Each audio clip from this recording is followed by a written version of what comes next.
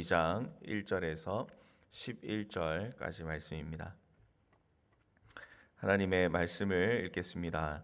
그러므로 남을 판단하는 사람아, 누구를 막론하고 내가 핑계하지 못할 것은 남을 판단하는 것으로 내가 너를 정죄함이니 판단하는 내가 같은 일을 행함이니라. 이런 일을 행하는 자에게 하나님의 심판이 진리대로 되는 줄 우리가 아노라. 이런 일을 행하는 자를 판단하고도 같은 일을 행하는 사람아, 내가 하나님의 심판을 피할 줄로 생각하느냐? 혹 내가 하나님의 인자하심이 너를 인도하여 회개하게 하심을 알지 못하여 그의 인자하심과 용납하심과 길이 참으심이 풍성함을 멸시하느냐? 다만 내 고집과 회개하지 아니한 마음을 따라 진노의 날 곧 하나님의 의로우신 심판이 나타나는 그날에 임할 진노를 내게 쌓는도다. 하나님께서 각 사람에게 그 행한 대로 보응하시되 참고 선을 행하여 영광과 존귀와 썩지 아니함을 구하는 자에게는 영생으로 하시고 오직 당을 지어 진리를 따르지 아니하고 불의를 따르는 자에게는 진노와 분노로 하시리라. 악을 행하는 각 사람의 영에는 환난과 곤고가 있으리니 먼저는 유대인에게요 그리고 헬라인에게며 선을 행하는 각 사람에게는 영광과 존귀와 평강이 있으리니 먼저는 유대인에게요 그리고 헬라인에게라. 이는 하나님께서 외모로 사람을 취하지 아니하심이라. 아멘. 사랑하는 성도 여러분, 우리가 이 세상을 살아갈 때, 특별히 이제 뉴질랜드에서 살아갈 때 필수적으로 해야 되는 것이 무엇인가 이제 보면은 이제 운전이 그 중에 하나다라는 그런 생각이 들 때가 있습니다. 오늘 이 새벽에도 나오실 때 버스 타고 오신 분들은 아마 없으실 것 같고요. 다 차를 이용해서 이 자리로 오셨으리라 그렇게 생각을 합니다. 근데 이제 운전을 하다 보면 다른 사람을 통해서도 보는 것이지만 특별히 우리 자신을 보면서도 느끼는 바가 참 많은 것 같습니다. 그러니까 아무리 온유한 성품을 가지신 분들도 운전을 하다 보면 이제 막 화가 생기는 그런 경우를 경험할 때가 있는 거죠. 특별히 이제 운전을 할 때 다른 차가 이 방향 지시등을 켜지 않고 갑자기 끼어들 때가 있습니다. 그러면 이제 우리 마음 가운데 어떤 마음이 드냐면 도대체 어떤 생각으로 운전을 하고 저런 거는 신고를 진짜 받아야 될 만큼 안 좋은 행위다 이렇게 이제 판단을 하고 그 순간에 그 사람을 향해서 우리가 어떻게 보면 정의로운 심판관으로 마음을 새기는 경우가 종종 있게 됩니다. 그런데 다른 사람을 향해서는 그런 마음을 가지고 있지만 이제 내가 급하고 내가 바빠가지고 이제 실수로 방향 지시등을 켜지도 않고 어떻게 보면 조금 위험하게 끼어들게 되는 그런 경우도 있게 되지 않습니까? 그러면 이제 우리 마음 가운데 어떤 마음이 드냐면 이 다른 사람을 향해서는 그렇게 참 칼 같은 마음으로 비판하는 그런 마음이 있었지만 내가 그렇게 할 때는 내가 지금 바쁘니까 그 사람이 당연히 나를 이해해 줘야 된다 이런 마음으로 다른 사람을 대하는 경우가 있게 되는 것이죠.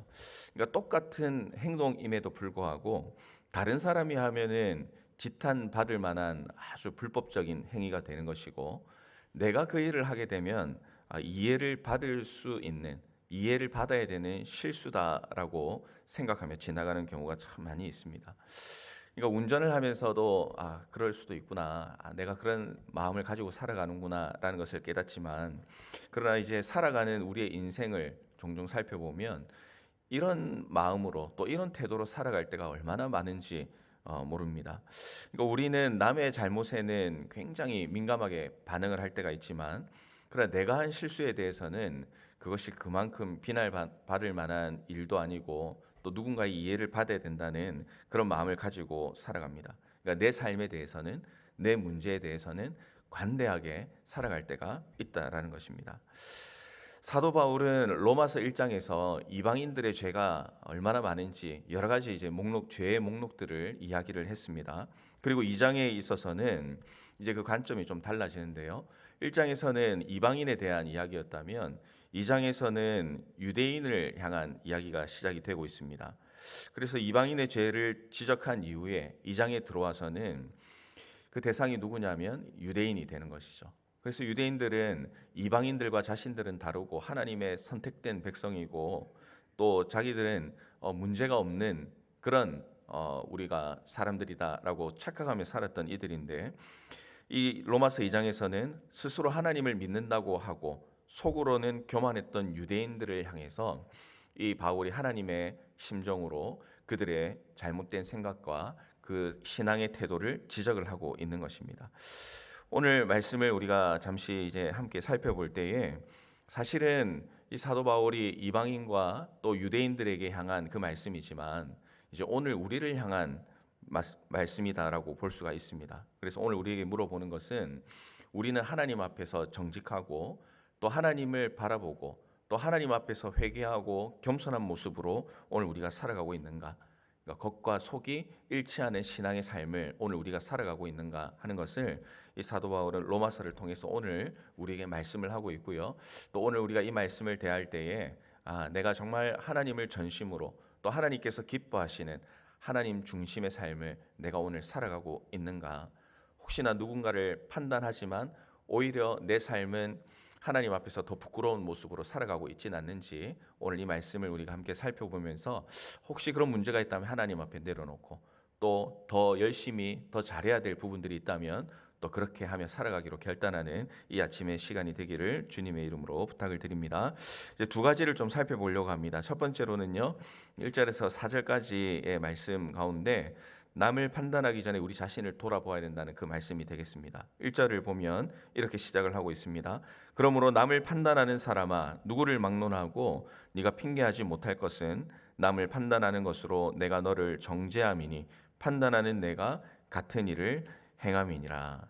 그러니까 이방인은 죄인이다라고 말한 다음에 너희 유대인도 사실 다른 것이 없다, 이렇게 지적을 하는 것이죠.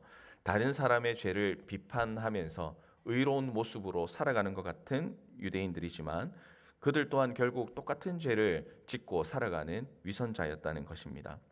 3절 말씀해 보시면, 이런 일을 행하는 자를 판단하고도 같은 일을 행하는 사람아, 내가 하나님의 심판을 피할 줄로 생각하느냐 경고합니다. 그러니까 남을 판단하지만 결국 그들과 다를 바 없이 똑같은 일을 하는 그 사람은 결국 동일한 하나님의 심판을 받을 수밖에 없다는 것이죠. 그러나 이제 4절의 말씀에서는 그 하나님의 사랑에 대해서 다시 한번 언급을 하는 것이죠. 하나님의 인자하심은 너를 인도하여서 너를 심판으로 가는 것을 원하는 것이 아니라 네가 회개하고 하나님께 돌아오기를 원한다 하는 그 하나님의 사랑에 대해서 다시 한번 언급을 합니다. 그러니까 하나님께서 우리를 정죄하지 않으시고 또 오래 참고 기다리시는 이유가 무엇인가? 그것은 하나님의 그 마음이 담겨 있는 것이죠. 하나님이 우리의 죄를 놓고 우리를 심판하는 것이 목적이 아니라, 하나님이 우리의 죄를 지적하고 이렇게 질책하시는 것은 하나님께서 우리를 사랑하셔서 우리가 회개하고 하나님께 돌아오기를 원하시는 그 하나님의 간절한 마음이 하나님의 말씀 가운데 담겨져 있다는 것입니다. 하나님은 오늘 이 시간도 우리에게, 각 개인들에게 그 죄를 떠나서 하나님 앞에 돌아오라고 오늘도 우리에게 말씀을 하고 있습니다. 그래서 어떤 분이 이런 이야기들을 하셨죠. 사람은 자신의 죄를 볼 때에는 망원경을 거꾸로 보고 남의 죄를 볼 때는 현미경으로 본다, 이런 이제 이야기들을 할 때가 참 많이 있습니다. 생각할수록 참 어떻게 이런 비유를 했을까라고 생각이 들 정도로 참 맞는 말이죠. 교회 안에서도 가정 안에서도 또 우리가 살아가는 그 삶의 현장에서 남의 허물은 잘 발견하지만 내 문제, 내 허물은 눈 감고 지나갈 때가 너무나 많기 때문에 그렇습니다. 사랑하는 성도 여러분, 하나님께서 기뻐하시는 신앙의 삶은 남을 판단하는 의로운 입술을 원하는 것이 아니라 바로 겸손히 우리 자신의 문제를 발견하고 그 문제에 대해서 정직하게 하나님 앞에 회개하고 또 애통하는 모습으로 살아가기를 하나님께서는 오늘 우리에게 원하고 있다는 것을 기억하시고, 오늘 이 아침에 이 말씀을 기억하시면서 주님, 남의 허물과 남의 문제가 자꾸 저에게 보일 때가 있습니다. 그러나 그것 보이는 것보다 그걸 볼 때마다 내 영혼과 내 삶의 문제가 무엇인지를 더 극명하게 깨닫게 되고 또 부족함을 깨닫게 되고 하나님 앞에 더 엎드리는 그런 삶을 살게 해주십시오. 판단의 자리가 아니라 회개의 자리로 살아가는 저의 인생이 되게 해주십시오.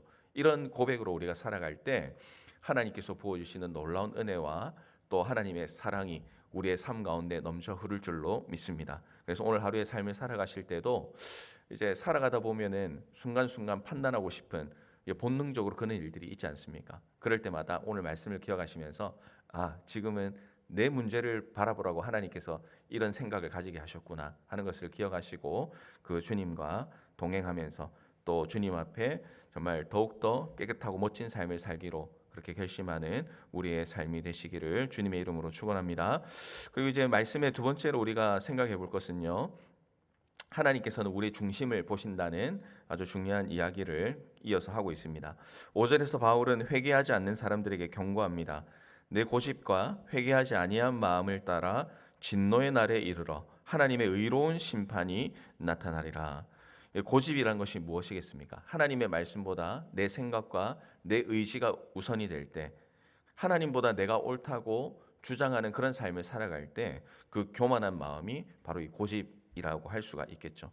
그러나 그것이 두려운 것은 그런 모습으로 살아갈 때 결국 그 교만한 마음이 하나님의 심판을 부르는 완악함이 될 수가 있다는 그런 이야기입니다. 그래서 6절에서 이렇게 말씀을 하십니다. 하나님께서 각 사람에게 그 행한 대로 보응하시리라. 또 악을 행하는 사람은 이어서 이렇게 말씀하시죠. 환난과 공고가 있을 것이고 선을 행하는 자에게는 영광과 존귀와 평강이 있을 것이다. 그리고 마지막 11절은 이렇게 결론을 짓습니다. 하나님께서는 외모로 사람을 취하지 아니하신다. 하나님은 우리의 세상에서 살아가는 지위나 배경이나 또 우리가 얼마만큼 무언가를 이루었는가 이런 것들을 중요하게 보시지 않습니다. 하나님은 우리의 중심을 보시고 우리의 마음의 태도를 보시는 겁니다.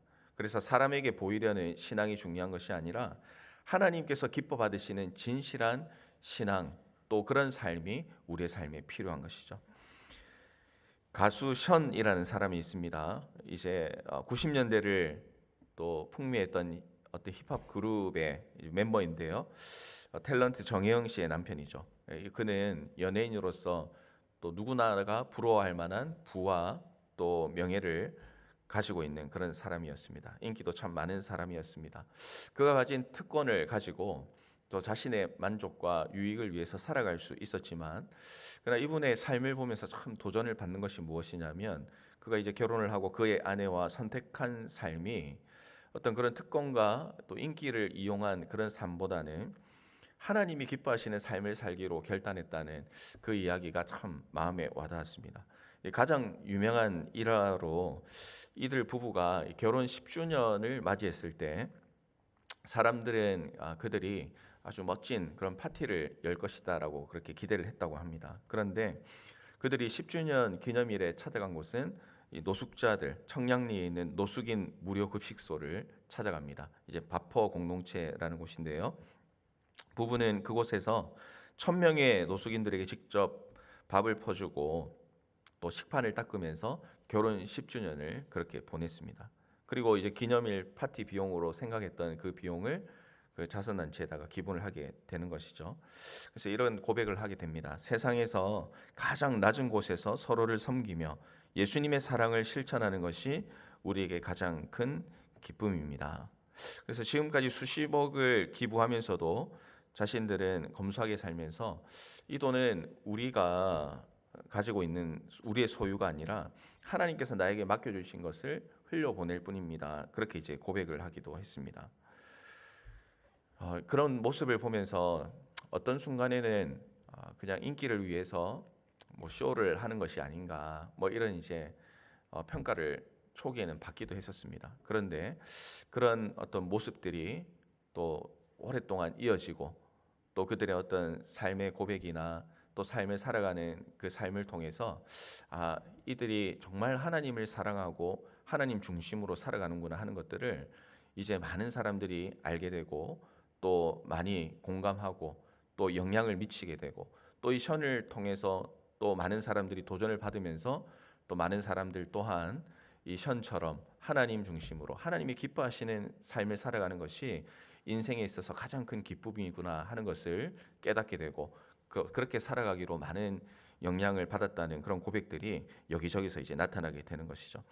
하나님은 그가 가진 특권을 기꺼이 내려놓고 또 가장 낮은 자를 섬기는 중심을 보시면서 하나님께서 분명히 기뻐하시고 또 앞으로도 그를 통해서 하나님의 귀한 일들이 쓰여지리라라는 그런 믿음이 생기게 됩니다.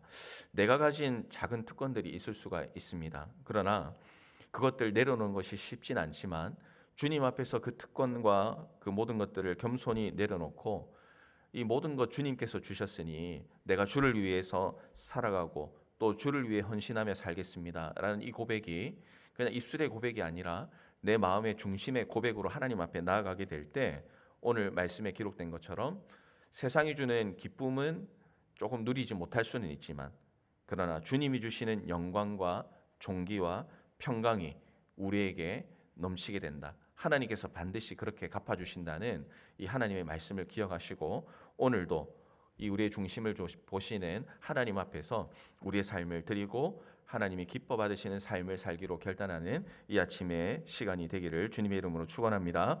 말씀을 정리합니다. 남을 판단하지 말고 하나님 중심의 삶을 살라라고 오늘 우리 주님께서 말씀해 주셨습니다. 하나님 앞에서 정직하고 순전한 믿음을 가지고 살아가는 사람이 진정으로 복을 누리는 사람입니다. 오늘 이 아침에 우리가 주님 앞에 고백할 때 주님, 제가 하나님 앞에서 정직한 사람으로 살게 해주시고 또 세상의 어떤 것에 시선을 빼앗기고 살아가는 인생이 아니라 우리 주님만 바라보는 그래서 주님께서 주시는 좋은 것들을 누릴 수 있는 그런 믿음의 사람이 되게 해주십시오. 이런 진실한 기도로 주님 앞에 나아갈 때 우리 하나님께서 우리의 삶에 진정한 복과 은혜로 가득 채워주실 줄로 믿습니다. 이런 은혜가 오늘 이 아침에 나오신 모든 성도님들의 삶에 풍성하게 임하시기를 주님의 이름으로 축복합니다. 아멘. 우리 함께 찬양하고